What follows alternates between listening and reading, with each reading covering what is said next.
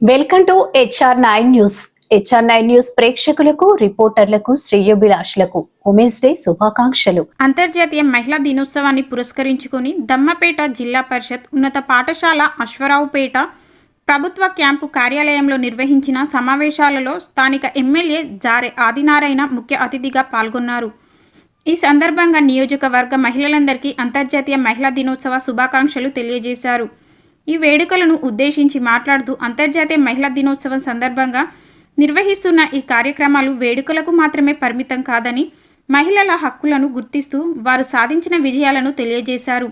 మహిళలు ఎంతో మార్పు చెందిన ఈ ఆధునిక ప్రపంచంలో కుటుంబానికి మాత్రమే పరిమితం కాకుండా దేశ అభివృద్ధికి తమ పాత్ర పోషిస్తూ కేంద్ర బిందువులుగా నిలుస్తున్నారన్నారు. చరిత్రను పరిశీలిస్తే రాణి రుద్రమాదేవి, సావిత్రిబాయి ఫూలే, ఇందిరాగాంధీ లాంటి అనేక మంది తమ ప్రతిభతో, ధైర్య సాహసాలతో, అంకిత భావంతో ప్రపంచానికి చూపించాలి అన్నారు. అనేక రంగాలలో ముందుకు తీసుకెళ్లడం గొప్ప బృహత్తర కార్యక్రమాన్ని ఈనాడు ప్రభుత్వం ఈ రోజు 6 గంటలకి హైదరాబాద్ లో లాంఛనింగ్ చేయబోతా ఉన్నారు. ముఖ్యమంత్రి గారు ఈ రోజు మహిళల యొక్క శక్తిని వెలికి తీసే గొప్ప కార్యక్రమాన్ని ఈ రోజు 6 గంటలకి లాంఛనింగ్ చేయబోతా ఉన్నారు. నేను కూడా వెళ్లాల్సి ఉండే, నేను మాక్సిమం వెళ్ళడానికి ప్రయత్నం చేస్తా. కానీ ఈరోజు ఏదైతే మహిళలకి సాధికారికంగా ఉన్నటువంటి గొప్ప అద్భుతమైన స్కీమ్స్ ఈరోజు ప్రభుత్వం ప్రారంభించడం జరిగింది. వంటింటికి 500 రూపాయల గ్యాస్ మనం ఇవ్వడం జరిగింది.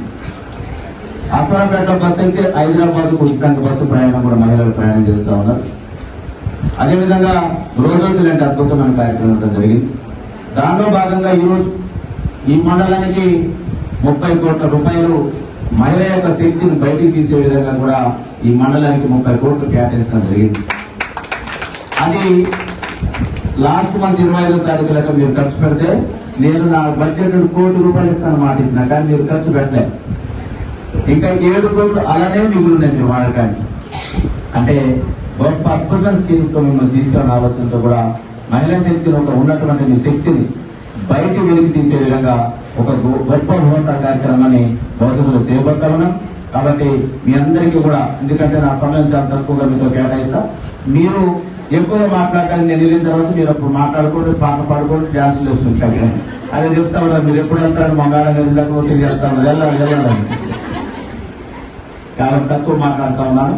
మీ అందరికీ మమ్మల్ని ఒకసారి పేరు పేరున మహిళా దినోత్సవ శుభాకాంక్షలు తెలియజేస్తూ